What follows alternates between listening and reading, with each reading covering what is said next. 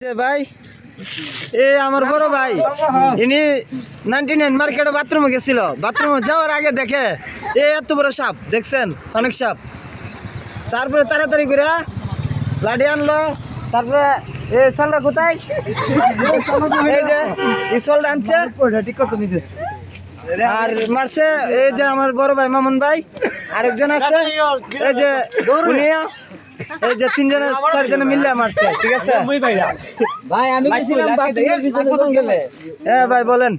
ভাই গেছিলাম, আমি বাথরুম করতাম, হঠাৎ করে দিয়ে বাথরুমের সামনে সবার ভিতর ফোনা ধরে রাখা দিছে। তখন আমি আস্তে আস্তে বই এখান থেকে সরে গেছি, গিয়ে লাঠি আর একটা চোল নিয়ে আসলাম।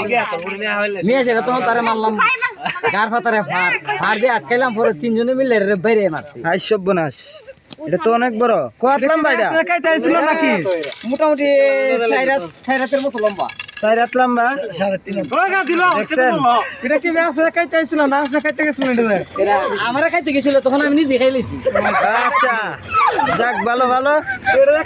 অবস্থা কেটে তো আপনার পেটের ভিতরে কথা